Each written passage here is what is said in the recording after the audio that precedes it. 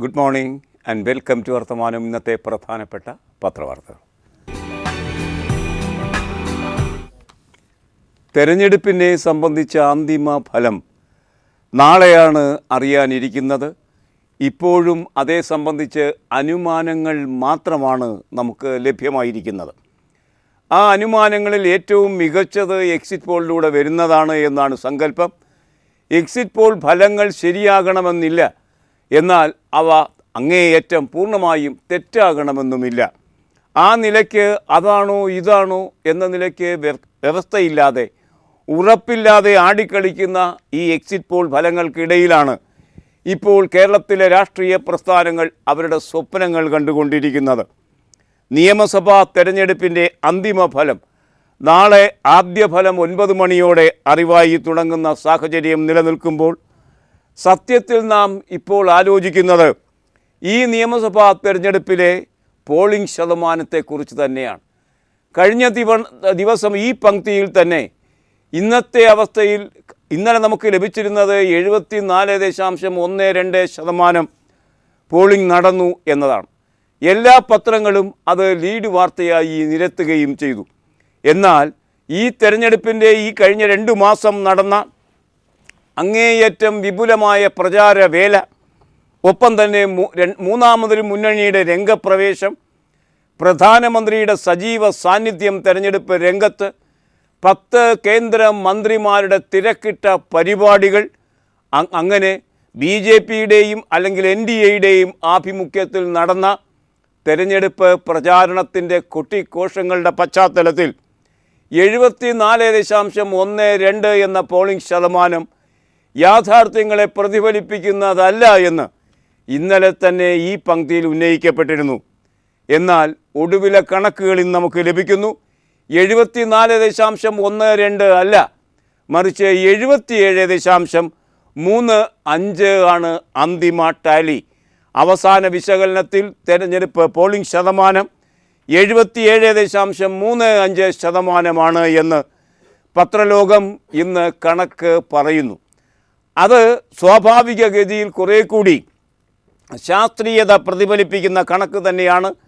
പക്ഷേ ഈ കണക്ക് കഴിഞ്ഞ തവണയിൽ നിന്ന് 2.25% വർധനവ് പറയുന്ന ഈ കണക്കിലാണ് ഒരുപക്ഷെ ആര് ജയിക്കും, ആര് മുന്നോട്ട് പോകും, ആര് പരാജയപ്പെടും തുടങ്ങിയ കാര്യങ്ങളുടെ ഗണിതം ഉള്ളടങ്ങിയിരിക്കുന്നത് എന്ന് പറയാതെ വയ്യ.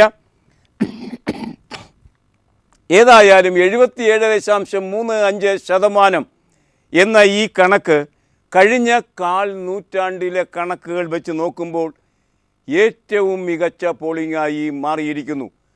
ആർക്കനുകൂലമായാണ് ഇത്രയധികം മലയാളികൾ അഹമഹമികയ പോളിംഗ് സ്റ്റേഷനിലേക്ക് സഞ്ചരിച്ച് സമ്മതിദാനം രേഖപ്പെടുത്തിയത്? ആർക്കാണ് അതിൻ്റെ ഗുണം? UDF പറയുന്നത് മാതിരി തുടർ ഭരണത്തിൻ്റെ ആളുകളാണോ മാർച്ച് ചെയ്ത് പോളിംഗ് സ്റ്റേഷനിലേക്ക് പോയത്? അഥവാ ഇടതുപക്ഷത്തിന് വേണ്ടിയാണോ അവർ വോട്ട് ചെയ്തത്?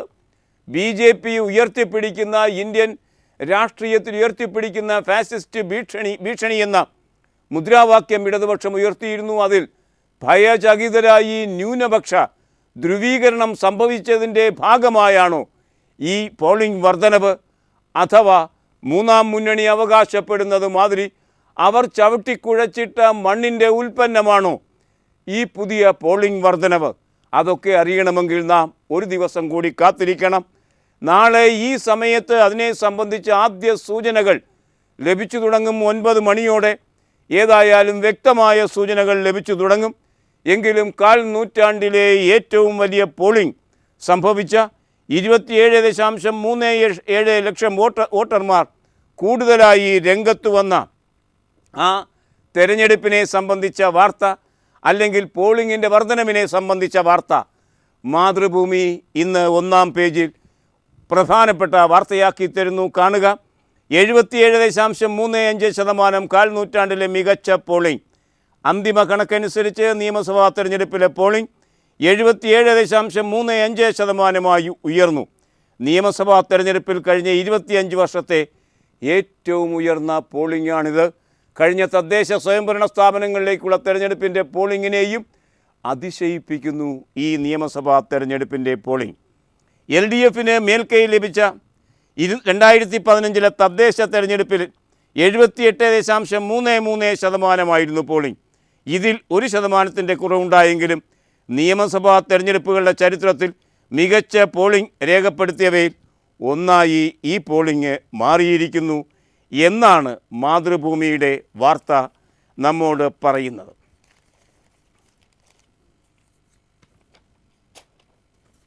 പോളിംഗിനെ സംബന്ധിച്ച ധാരാളം വിശകലനങ്ങളാണെന്ന് പത്രലോകം നമുക്ക് തരുന്നത്. പത്രം ഇന്നലെ സൂചിപ്പിച്ചതുമാതിരി പത്രവും മറ്റ് അനുബന്ധ ഘടകങ്ങളും ഇന്നും രണ്ടാമതൊരു ക്യാമറയുടെ അഭാവത്തിൽ അവതരിപ്പിക്കാൻ കഴിയുന്നില്ല. അന്തിമ വിശകലനത്തിൽ പോളിംഗ് ശതമാനം ഏറ്റവും മുന്നിൽ നിൽക്കുന്ന മണ്ഡലം അടിസ്ഥാനത്തിലുള്ള കണക്കുകൾ നമുക്ക് ലഭ്യമാണ്. ഏറ്റവും മുന്നിൽ നിൽക്കുന്ന മണ്ഡലം ചേർത്തല മണ്ഡലമാണ്. ആലപ്പുഴ ജില്ലയിലെ ചേർത്തല 86.30% പോളിംഗിൻ്റെ കാര്യത്തിൽ ഏറ്റവും മുന്നിൽ നിൽക്കുന്നു. CPIയുടെ നേതാവ് തിലോത്തമൻ ആവർത്തിച്ച് വിജയിച്ച മണ്ഡലം കൂടിയാണിത്. ഏറ്റവും കുറവ്, അതാണ് നാം മനസ്സിലാക്കേണ്ടത്, ഏറ്റവും കുറവ് തലസ്ഥാന നഗരിയിലുമാണ്. ഏറ്റവും കുറവ് തലസ്ഥാന നഗരിയിൽ തിരുവനന്തപുരം മണ്ഡലമാണ്. അവിടെ 65.19% മാത്രമാണ് പോളിംഗ് നടന്നിരിക്കുന്നത്. ശിവകുമാറും ആൻ്റണി രാജുവും ശ്രീശാന്തും തമ്മിൽ ഏറ്റുമുട്ടുന്ന ആ മണ്ഡലത്തിൽ ഏറ്റവും കുറഞ്ഞ് പോളിംഗ് 65.19%. പോളിംഗ് ശതമാനം ഇങ്ങനെ കുറയുന്നത് സത്യത്തിൽ തെരഞ്ഞെടുപ്പിനെ സംബന്ധിച്ച ജാഗ്രതാബോധത്തിൻ്റെ കുറവ് തന്നെയാണ്. അഥവാ തെരഞ്ഞെടുപ്പ് രാഷ്ട്രീയത്തിൽ ഇടപെടാനുള്ള രാഷ്ട്രീയ വീക്ഷണത്തിൻ്റെ അഭാവത്തിൽ സംഭവിക്കുന്ന പ്രത്യേകത മാത്രമാണിത്. മറ്റൊരു വിശദീകരണവും അതിന് നൽകാനില്ല. ഗൗരവതരമായ മഴയുടെ പശ്ചാത്തലം ഉണ്ടായിരുന്നില്ല. മൊത്തത്തിൽ വന്ന് വോട്ട് ചെയ്യുന്ന ശീലമുള്ള ജനതയുമാണ്. ഏതായാലും തിരുവനന്തപുരത്താണ്, തലസ്ഥാന നഗരിയിൽ തന്നെയാണ് 65.19% ആളുകൾ വോട്ട് ചെയ്യുന്ന തിരുവനന്തപുരം മണ്ഡലത്തിലാണ് കാര്യങ്ങൾ ഇങ്ങനെ മാറിമറിഞ്ഞിരിക്കുന്നത്. അതുകൊണ്ട് ചേർത്തലയിൽ നിന്ന് തിരുവനന്തപുരത്തിലേക്ക് സഞ്ചരിക്കുമ്പോൾ നമുക്ക് മാറിക്കൊണ്ടിരിക്കുന്ന ഈ പോളിംഗിൻ്റെ ശതമാനത്തെക്കുറിച്ചുള്ള ധാരണകൾ ഉണ്ടാക്കാൻ കഴിയും. ഇന്ന് മനോരമയുടെ വർത്തമാനം പുറം ഈ ദൃശ്യവാർത്തകളാണ് വളരെ പ്രധാനമായി തരുന്നത്.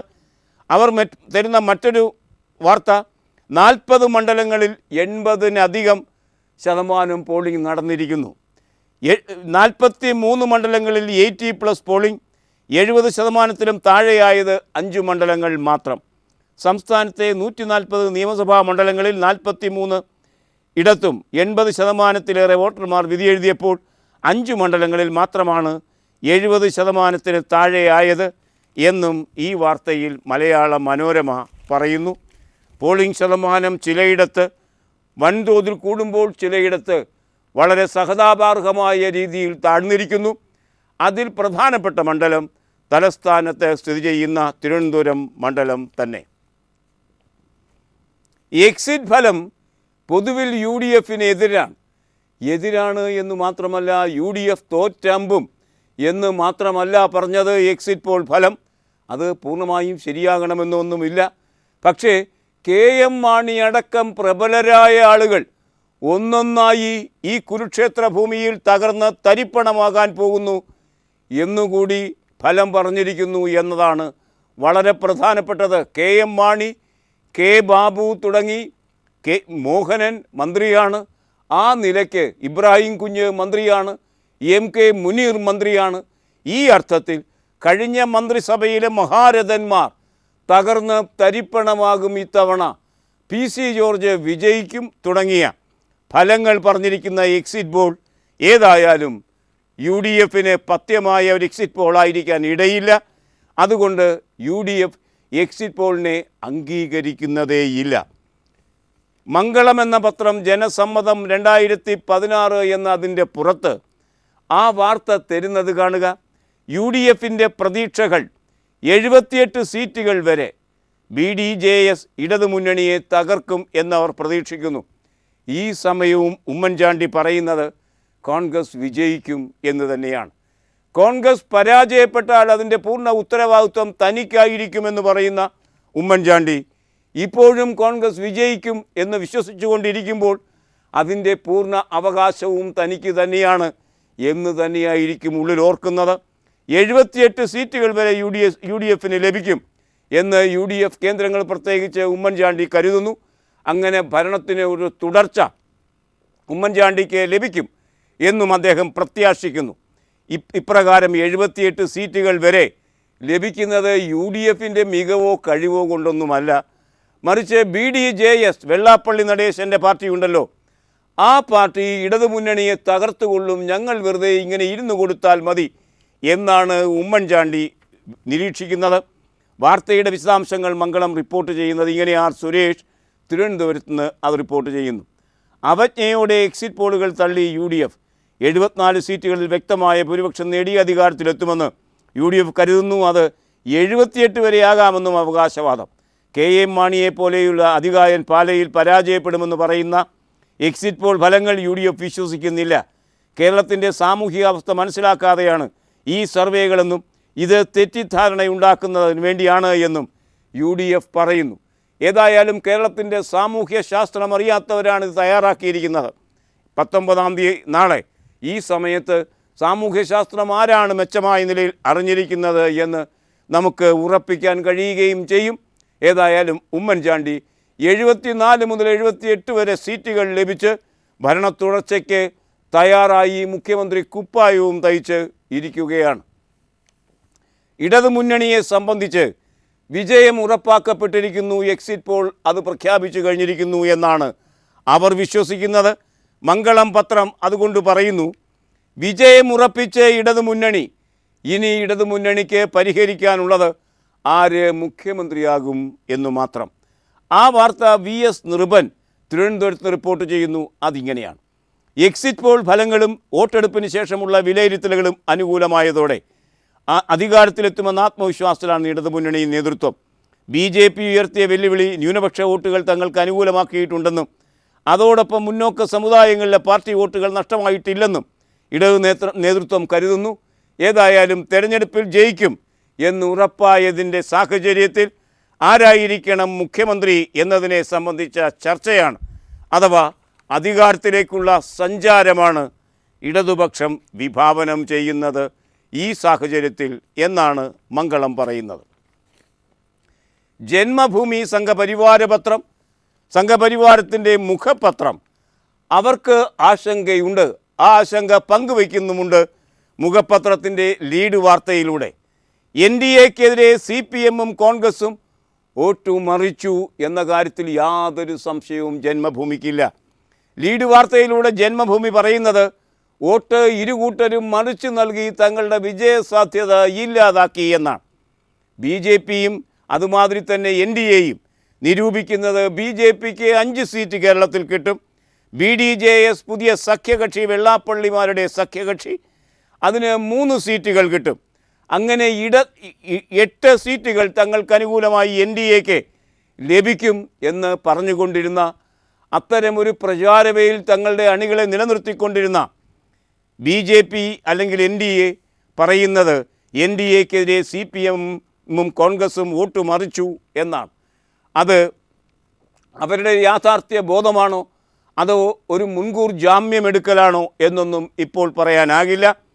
വോട്ട് മാറ്റിക്കുത്തൽ സംസ്ഥാന നേതാക്കളുടെ തീരുമാനവും നിർദ്ദേശവും അനുസരിച്ച് സംഭവിച്ചു കഴിഞ്ഞിരിക്കുന്നു 2 മുന്നണികളിലും. അതുകൊണ്ട് 3-ാം മുന്നണിക്ക് അത് യഥാർത്ഥത്തിൽ മാരകമായാണ് അനുഭവപ്പെട്ടത് എന്ന് ജന്മഭൂമി പറയുന്നു. വാർത്തയുടെ വിശദാംശങ്ങൾ കാണുക. BJP സ്ഥാനാർത്ഥികളെ തോൽപ്പിക്കാൻ ലക്ഷ്യമിട്ട് ഇടതു വലതു മുന്നണികൾ ആസൂത്രിതമായി വോട്ട് മറിച്ചു. മുൻവർഷങ്ങളിൽ നടത്തിയിട്ടുള്ള വോട്ട് മാറ്റിച്ചെയ്യൽ ഇത്തവണ കൂടുതൽ മണ്ഡലങ്ങളിൽ കൂടുതൽ വ്യാപകമായും ആസൂത്രിതമായും നടപ്പാക്കി. സംസ്ഥാന നേതാക്കളുടെ തീരുമാനവും നിർദ്ദേശവും അനുസരിച്ചായിരുന്നു വോട്ട് മാറ്റിക്കുത്തൽ. അതുകൊണ്ട് ഒരുപക്ഷെ തങ്ങൾ വിചാരിച്ച വിജയം തങ്ങൾക്കുണ്ടായില്ല എന്ന് വേണമെങ്കിൽ പറഞ്ഞു നിൽക്കാൻ പാകത്തിൽ നാളെയാണ് റിസൾട്ട് വരുന്നതെങ്കിൽ ഇന്നേ ആക്ഷേപിക്കുന്നു ജന്മഭൂമി വോട്ടുമറിച്ചതിനെ സംബന്ധിച്ച കാര്യങ്ങൾ മുന്നോട്ട് വച്ചിരിക്കുന്നു. ഏതായാലും തെരഞ്ഞെടുപ്പ് രംഗത്തേക്ക് അല്ലെങ്കിൽ തെരഞ്ഞെടുപ്പിൻ്റെ അവസാന ഘട്ടത്തിൽ ആരാണ് ജയിക്കുന്നത് ആരാണ് തോൽക്കുന്നത് എന്നത് നാളെ അറിയാനിരിക്കെ ഈ കാര്യങ്ങളാണ് ഇന്ന് തെരഞ്ഞെടുപ്പ് രംഗം നമുക്ക് തരുന്നത്. ഇന്ന് മാതൃഭൂമി വരുത്തുന്നവർക്ക് ഒരു കാര്യം അറിയാം, അതിൻ്റെ ലീഡ് വാർത്ത സവിശേഷമായ ഒരു ലീഡ് വാർത്തയാണ്. തുല്യനീതി ഉറപ്പാക്കാൻ, സ്ത്രീ പുരുഷന്മാർക്കിടയിൽ തുല്യനീതി ഉറപ്പാക്കാൻ ഒരു വനിതാ നയം കൊണ്ടുവരുന്നു. ആ വനിതാ നയത്തിൻ്റെ കരട് രൂപപ്പെട്ട് കഴിഞ്ഞിരിക്കുന്നു. ആ കരട് രൂപം ഏതായാലും ചർച്ചയ്ക്കായി വയ്ക്കാൻ പോകുന്നു. എന്തൊക്കെയാണ് ഈ പുതിയ വനിതാ നയം ഇന്ത്യയിലെ സ്ത്രീകൾക്ക് നൽകാൻ പോകുന്നത് എന്നതിനെ സംബന്ധിച്ച ഗൗരവതരമായ ഒരു വാർത്ത ലീഡ് വാർത്തയാക്കി മാതൃഭൂമി ഇറങ്ങുമ്പോൾ നമുക്ക് ആ ലീഡ് വാർത്തയുടെ ഉള്ളടക്കത്തിലേക്ക് സഞ്ചരിക്കാം. നമുക്കൊക്കെ അറിയാവുന്നത് മാതിരി കേന്ദ്ര സർക്കാരിന് ഒരു വനിതാ വകുപ്പും വനിതാ മന്ത്രിയും വനിതാ നയവുമുണ്ട്. ഇതൊക്കെ ഉണ്ടായിട്ടും വനിതകളുടെ അവസ്ഥ എങ്ങനെയെന്ന് നമുക്കൊക്കെ അറിയാവുന്നതാണ്. ഈ സാഹചര്യത്തിൽ തുല്യനീതി ഉറപ്പാക്കാൻ പുതിയ ഒരു വനിതാ നയം നമുക്ക് ആവശ്യമായിരിക്കുന്നു. അതിൻ്റെ കരട് വെളിവാക്കപ്പെട്ടിരിക്കുന്നു. ഒപ്പത്തിനൊപ്പം എന്ന ശീർഷകത്തിൽ ആ വാർത്ത മാതൃഭൂമി ലീഡാക്കിയിരിക്കുന്നു. PK മണികണ്ഠൻ ആ വാർത്ത ദില്ലിയിൽ നിന്ന് റിപ്പോർട്ട് ചെയ്യുന്നു. കാണുക. കുട്ടികളുടെ സംരക്ഷണവും പരിപാലനവും പുരുഷന്മാരിൽ നിക്ഷിപ്തമാക്കി കേന്ദ്ര സർക്കാരിൻ്റെ പുതിയ ദേശീയ വനിതാ കരട് നയം. പുരുഷന്മാർ സ്ത്രീകളെ ബഹുമാനിക്കുന്ന ശീലം വളർത്താൻ സ്കൂൾ തലം മുതൽ ലിംഗസമത്വ പ്രചരണം നടത്തണമെന്ന നയം ശുപാർശ ചെയ്തു. ഇതിനായി 5ാം ക്ലാസ് മുതൽ പ്രചാരണം തുടങ്ങും. മികച്ച പ്രകടനം കാഴ്ചവെക്കുന്ന ആൺകുട്ടികൾക്ക് സമ്മാനവും ഏർപ്പെടുത്തും. കുട്ടികളുടെ സംരക്ഷണം പുരുഷന്മാരുടെയും ഉത്തരവാദിത്വം. സർക്കാർ ഭൂമിയിൽ സ്ത്രീകൾക്ക് മുൻഗണന. സ്ത്രീ സുരക്ഷയ്ക്ക് മൊബൈൽ ആപ്പ്. വനിതാ പങ്കാളിത്തത്തിന് നിർദ്ദേശങ്ങൾ. പൊതുജനങ്ങൾക്ക് അഭിപ്രായവും നിർദ്ദേശവും അറിയിക്കാൻ മന്ത്രാലയത്തിൻ്റെ വെബ്സൈറ്റിൽ കരട് നയം പ്രസിദ്ധീകരിച്ചിരിക്കുന്ന കാര്യവും മാതൃഭൂമി ഈ വാർത്തയ്ക്കൊപ്പം തരുന്നു. വനിതാ സംരക്ഷണത്തിന് പുതിയ സമീപനങ്ങൾ രൂപപ്പെടുന്നു എന്നാണ് ഈ നയം നമ്മെ ഓർമ്മിപ്പിക്കുന്നത്. ജിഷാവധത്തിൻ്റെ അവസ്ഥ ഇപ്പോഴെന്ത്? ഇപ്പോഴും ജിഷാവധം അന്യസംസ്ഥാന തൊഴിലാളികളെ ചുറ്റിപ്പറ്റിയാണ് നിൽക്കുന്നത്. 20 ദിവസമാകുന്നു ജിഷ വധിക്കപ്പെട്ടിട്ട്. വാർത്തയുടെ വിശദാംശങ്ങൾ മലയാള മനോരമ തരുന്നത് കാണുക. ജിഷവധം അന്വേഷണം ഇതര സംസ്ഥാന തൊഴിലാളികളിലേക്ക്. നിയമവിദ്യാർത്ഥിനി ജിഷ കൊല്ലപ്പെട്ട് 20 ദിവസം പിന്നിടുമ്പോൾ അന്വേഷണം ഇതര സംസ്ഥാന തൊഴിലാളികൾക്ക് കേന്ദ്രീകരിക്കുന്നു. അവരിലേക്കാണ് ഇപ്പോഴും കേന്ദ്രീകരിച്ചു കൊണ്ടിരിക്കുന്നത്. ഏതെങ്കിലും തുമ്പ് ലഭിച്ചു എന്ന് ഇപ്പോഴും പറയുന്നില്ല. ജിഷയുടെ മരണത്തിൽ പോലീസ് അനാസ്ഥ കാണിച്ചു എന്ന് സ്ത്രീ വകുപ്പ് കൈകാര്യം ചെയ്യുന്ന കേന്ദ്രമന്ത്രി മേനക ഗാന്ധി അഭിപ്രായപ്പെട്ടിരിക്കുന്ന കാര്യം ദീപിക പൊതുവിശേഷം പേജിൽ തരുന്നു. അതിങ്ങനെയാണ്: പെരുമ്പാവൂരിൽ ക്രൂരപീഡനത്തിനിരയായി കൊല്ലപ്പെട്ട ജിഷയുടെ മരണം അന്വേഷിക്കുന്നതിൽ കേരള പോലീസ് കുറ്റകരമായ അനാസ്ഥ കാണിച്ചു എന്ന് കേന്ദ്ര വനിതാ മന്ത്രി മേനക ഗാന്ധി പറഞ്ഞിരിക്കുന്നു. അന്വേഷണം നീളുകയാണ്. നിയമവിദ്യാർത്ഥിനി ജിഷ അതിക്രൂരമായി കൊലയപ്പെട്ട് 20 ദിവസം പിന്നിടുമ്പോഴും പ്രതിയെക്കുറിച്ച് വ്യക്തമായ ഒരു സൂചനയും പോലീസിൻ്റെ കയ്യിലില്ല. അന്വേഷിച്ച് ആ കേസ് തെളിയാതെ പോയിക്കൊണ്ടിരിക്കുന്നു. കുളിപ്പിച്ച് കുഞ്ഞിനെ പോലീസ് ഇല്ലാതാക്കുന്നു എന്ന് പറയുന്നത് മാതിരിയാണ് കാര്യങ്ങൾ. നമുക്ക് നമ്മുടെ നാട്ടിൻപുറത്തും നഗരങ്ങളിലുമൊക്കെ സ്റ്റേറ്റ് ബാങ്ക് ഓഫ് ഇന്ത്യയുടെ കെട്ടിടങ്ങൾ കാണാം. സ്റ്റേറ്റ് ബാങ്ക് ഓഫ് ട്രാവൻകൂറിൻ്റെ കെട്ടിടങ്ങളും കാണാം. 2 ബാങ്കുകളും നമുക്ക് അവരുടെ സേവനങ്ങൾ തന്നുകൊണ്ടിരിക്കുന്നു. ഇന്ന് മലയാള മനോരമയുടെ ലീഡ് വാർത്ത കാണുക. SBIയിൽ SBT ലയിക്കും. ഇനി SBI മാത്രമേ ഉണ്ടാവുകയുള്ളൂ. പഴയ തിരുവിതാംകൂറിൻ്റെ ഏക പൊതുമേഖലാ ബാങ്ക് ഇല്ലാതാകാൻ പോകുന്നു. ആ വാർത്തയുടെ വിശദാംശങ്ങളിലേക്ക് നമുക്ക് പോകാം. ഇനി സ്റ്റേറ്റ് ബാങ്ക് ഓഫ് ട്രാവൻകൂർ ഉണ്ടായിരിക്കില്ല, സ്റ്റേറ്റ് ബാങ്ക് ഓഫ് ഇന്ത്യ മാത്രം. സ്റ്റേറ്റ് ബാങ്ക് ഓഫ് ട്രാവൻകൂർ ഉൾപ്പെടെ 5 അനുബന്ധ ബാങ്കുകളെയും ഭാരതീയ മഹിളാ ബാങ്കിനെയും സ്റ്റേറ്റ് ബാങ്ക് ഓഫ് ഇന്ത്യയിൽ ലയിപ്പിക്കും. അതേ സംബന്ധിച്ച വാർത്തയാണ് മലയാള മനോരമ ലീഡ് വാർത്തയിൽ തരുന്നത്. അനുബന്ധ ബാങ്കുകളിൽ അതിൻ്റെ ഭാഗമായി വെള്ളിയാഴ്ച പണിമുടക്ക് നടക്കുകയും ചെയ്യും എന്നാണ് ഈ വാർത്ത പറയുന്നത്. നാളെ കൗണ്ടിംഗ് ഡേ ആണ്. നാളെ നമുക്ക് തെരഞ്ഞെടുപ്പിൻ്റെ ഫലമറിയാം. അതുകൊണ്ട് സ്വാഭാവിക ഗതിയിൽ ഈ പങ്ക്തി ഉണ്ടായിരിക്കുന്നതല്ല. അതുകൊണ്ട് 20-ാം തീയതി വീണ്ടും കാണാം. ഇതോടെ ഇന്നത്തെ വർത്തമാനം സമാപിക്കുകയാണ്. Nice day, good by.